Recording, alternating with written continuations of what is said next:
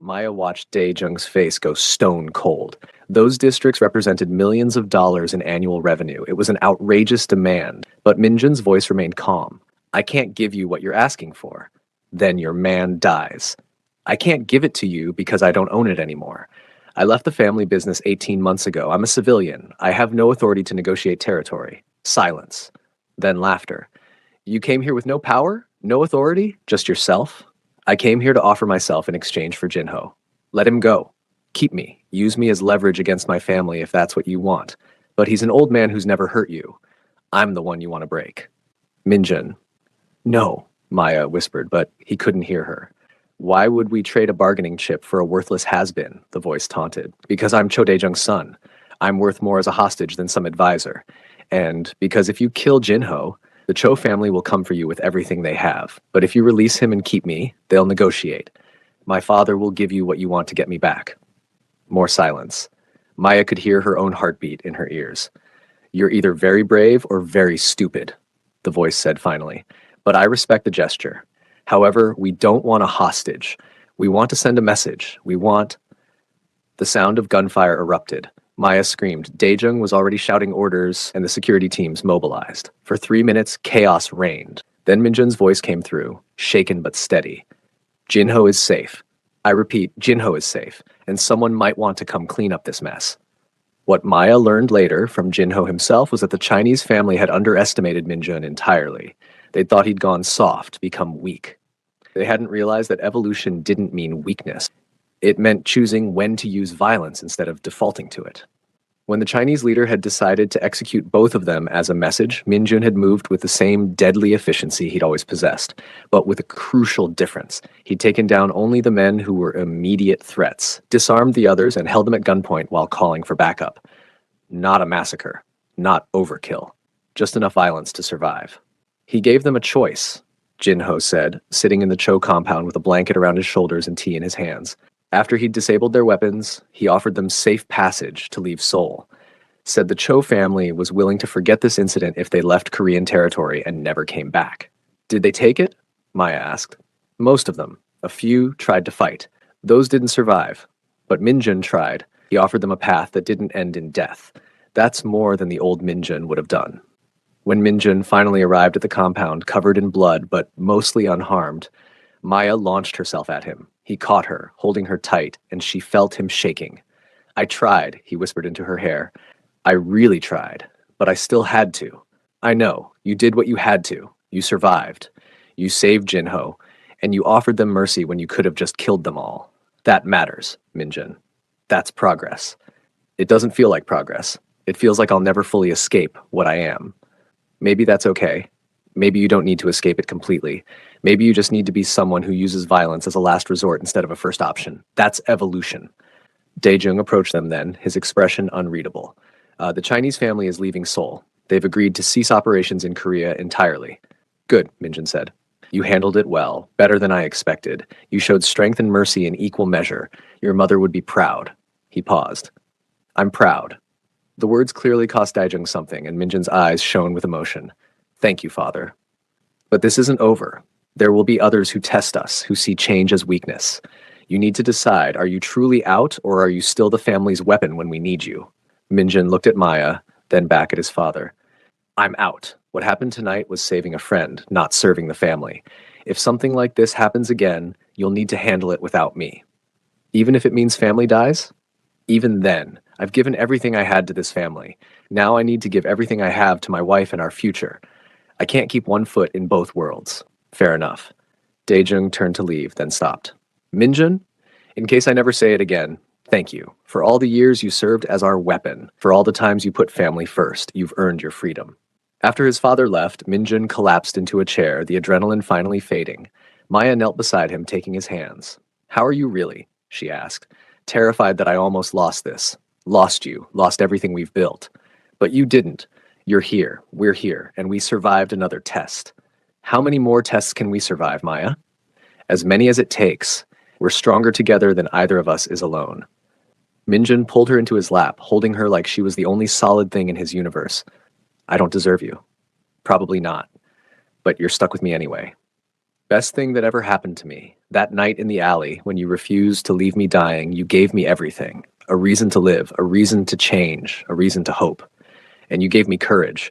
You showed me that taking risks, trusting my instincts, choosing love even when it's terrifying, that's how we grow. They stayed like that for a long time, two people who'd found each other in blood and darkness and chosen to build something beautiful. 3 years after that night, Maya stood in the nursery of their home, painting the walls a soft yellow. Her hand rested on her swollen belly, feeling the baby kick with strong, insistent movements. She's going to be a fighter, Minjun said from the doorway, watching her with soft eyes. Or he. We don't know yet. Either way, they'll be strong, like their mother, and thoughtful like their father. Minjun crossed to her, his hand covering hers on her belly. The past 3 years had transformed him even more. He'd started teaching photography at a local university, mentoring young artists. He'd published a book of his work. He'd become someone defined by what he created rather than what he destroyed. There had been other tests, other moments when his old life tried to pull him back, but each time he'd chosen their future over his past, and each time it had gotten a little easier. I want to tell them the truth, Minjun said, when they're old enough, about who I was, what I did. I don't want secrets between us. That's going to be a difficult conversation. Most worthwhile things are difficult. You taught me that. He turned her to face him. You saved my life 3 years ago, Maya, but more than that, you gave me a life worth living. You saw something in me worth saving when everyone else, including me, had given up. You loved me when I was unlovable and believed in me when I didn't believe in myself. You did the hard part. You changed. You fought for a different life. I just stood beside you while you did it. You did so much more than that. You gave me hope. You gave me purpose. You gave me love. His hand moved from her belly to her face, gentle and reverent. You gave me everything. Maya pulled him down for a kiss, soft and sweet, tasting like home. We gave each other everything. That's how love works. That's how it saves us. A knock on the door interrupted them. Jinho stood there, smiling, a gift bag in his hands, for the baby, and for the parents who saved my life and taught me that people can change. You taught us that too, Maya said, accepting the gift. You believed in Minjun when his own family had doubts. Because I saw what you saw, a man who wanted to be better, who was willing to fight for it. That kind of courage deserves support.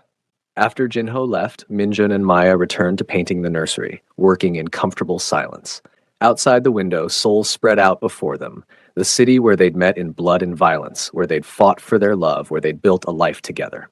Grace called that evening from Vancouver, her face filling Maya's phone screen with a huge smile. How's my little niece or nephew?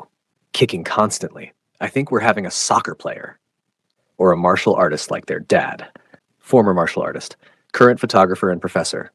Grace's expression softened. You know, when you first told me about Minjun, I thought you'd lost your mind. I was ready to fly to Seoul and drag you home by your braids. I remember, you called me 17 times in one day. Because I was terrified. You'd saved a gangster's life, fallen in love with him in a week, and moved in with his criminal family. And it was like watching you jump off a cliff. But you didn't try to stop me. Because I heard your voice, really heard it, and you sounded alive for the first time since David. Terrified, but alive. So I decided to trust you. Grace paused. I'm glad I did, because looking at you now, pregnant and happy and safe with a man who clearly worships you, you made the right choice, Maya. Against all odds, you made the right choice. He worships me and I love him. It works.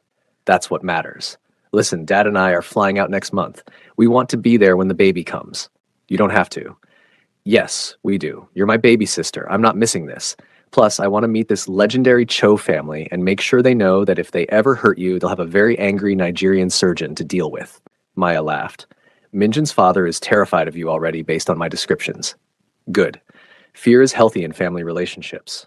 After the call ended, Maya found Minjun on their balcony, camera in hand, capturing the sunset over the Han River. She wrapped her arms around him from behind, her belly pressing against his back. Grace is coming for the birth. I heard. Should I be worried? Absolutely. She's planning to intimidate your entire family. My father deserves it. He's been threatening to throw you a baby shower that would require its own security detail. Maya laughed, like feeling the baby kick in response to her joy. This is our life now, my scary surgeon sister and your reformed crime family coming together to celebrate our baby. It's insane. It's perfect. It's us. He was right. It was perfect in its imperfection. Two people from completely different worlds who'd found each other in the worst possible circumstances, who'd fought for their love against impossible odds. When their daughter was born on a spring morning 4 weeks later, She arrived with her father's dark eyes and her mother's determined expression. They named her Neoma Angcho, beauty of my mother in Igbo and love in Korean, a name that honored both sides of her heritage. Minjun held her with trembling hands, this tiny person who represented everything he'd fought to become. She's perfect, he whispered, tears streaming down his face. She's absolutely perfect. She's ours, Maya said from the hospital bed, exhausted and radiant. Our miracle. Daejung arrived an hour later, bringing his new wife and Hanwoo. The older man approached his granddaughter with uncharacteristic gentleness, his eyes suspiciously bright. She has your mother's nose, he said to Minjun. My wife's nose. The same nose that made me fall in love 40 years ago. She'll never know violence, Minjun said, his voice firm. She'll grow up safe and loved and free to be whoever she wants to be. We made sure of that. You did. You changed our family's trajectory. Because of you, because of your courage to choose differently, this baby gets a better life. Daejung turned to Maya. Thank you for saving my son, for giving him a reason to become someone better, for giving us this beautiful grandchild. Thank you for letting him go, Maya replied. For honoring his choice even when it wasn't what you wanted. My wife made me promise. On her deathbed, she made me promise that if either of our sons wanted out, I'd let them go. I kept that promise. And looking at Minjun now, at what he's become, at the family he's built, I'm glad I did. Grace arrived that afternoon, sweeping into the hospital room like a force of nature, immediately checking Maya's vitals and demanding to know if the doctors had been competent. But when she held her niece for the first time, she softened completely. She's beautiful, Maya. She's absolutely beautiful. She's proof that good things can come from terrible beginnings, Maya said. That love can transform anything if you're brave enough to fight for it. You were always the brave one. I was too scared to take risks. You threw caution to the wind and found everything you were looking for. I found more than I was looking for. I found him. I found us. I found a family. That night, after the visitors left and the hospital room was quiet, Minjun sat beside Maya's bed, holding Neoma while Maya dozed. He studied his daughter's tiny features, marveling at how something so perfect could exist could be his.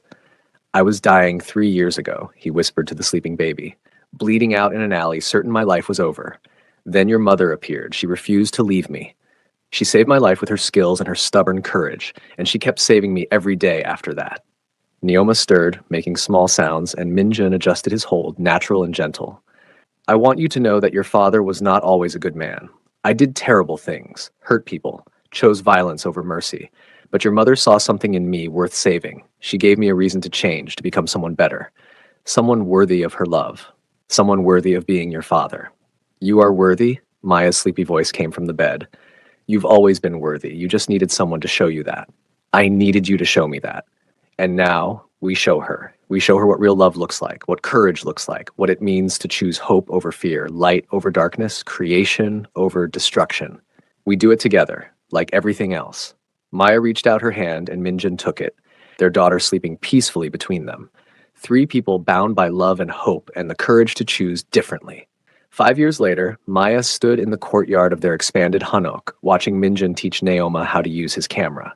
Their daughter was serious and focused, asking questions with the intensity she'd inherited from both parents. But why this angle, Appa? Because light is everything in photography. See how the sun hits the leaves here? That's what we want to capture. The moment when ordinary things become extraordinary. Like when Mama met you? Minjun caught Maya's eye across the courtyard, his expression full of love and wonder. Exactly like that. Your mama took an ordinary night and made it extraordinary just by being brave. Tell me the story again, Neoma demanded, abandoning the camera to climb into her father's lap. Your mother has told you that story 100 times, but I want your version. Minjun looked at Maya, silently asking permission. She nodded. Neoma was old enough now to understand, old enough to hear the truth. I was in trouble, Minjun began. Bad people had hurt me, and I thought I was going to die. Then your mother found me. She could have walked away. Most people would have walked away, but she didn't. She stopped and helped me, even though it was dangerous, even though she didn't know me. She saved my life. Because Mama is brave. Because your mama is brave. And then she kept saving me, day after day, by loving me and believing in me and helping me become someone better. And now you take pictures instead of doing bad things. Now I take pictures. I teach students. I spend my days creating beautiful things instead of destroying them. Because your mama showed me there was another way to live. Neoma considered seriously. When I grow up, I want to be brave like Mama. You're already brave like your mama, Maya said, joining them in the courtyard. You're brave, smart, and kind. You get to choose who you want to be. That's the gift we want to give you. Choice. Did Appa have choice? Not when he was young, but he chose anyway. He chose love over fear. He chose us. That's the bravest thing anyone can do. That evening, after Neoma was asleep, Minjun and Maya sat on their balcony watching the city lights. Do you ever regret it? Maya asked softly, leaving your family's business? Giving up that power? Minjun didn't answer immediately. When he did, his voice was certain. Never. Not once. That life was killing me slowly. You gave me a reason to live, Maya. A real life, not just survival. You gave me everything. We gave each other everything. We did.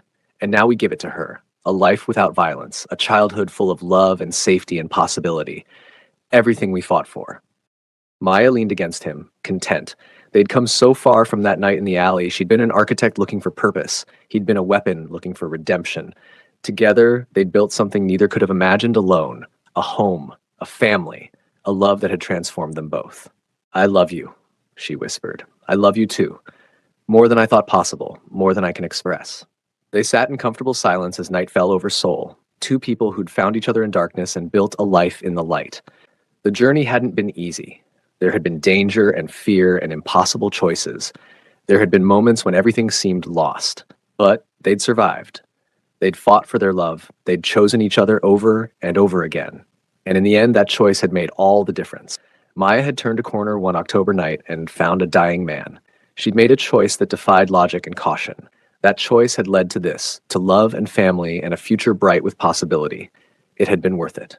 Every terrifying moment, every impossible obstacle, every risk and sacrifice, all of it had been worth it for this, for him, for their daughter, for the life they'd built together. Love, Maya had learned, wasn't about safety or certainty. Love was about making the choice to stay, even when leaving would be easier. About seeing someone at their worst and choosing to help them become their best. About believing that impossible things could become possible if you were brave enough to fight for them. She'd been brave. They both had. And now they had forever. If this story moved you, if Maya and Minjun's journey resonated with you, hit that subscribe button right now and turn on notifications so you never miss another emotional romance story. Drop a comment below telling me what you thought. What was your favorite moment? Did you believe in their love from the start? Share this with someone who loves stories about impossible love, second chances, and building beautiful lives from dark beginnings. Your support means everything and helps me bring you more stories like this. Until next time, remember that sometimes the person you save ends up saving you right back. And that's the most beautiful kind of love there is.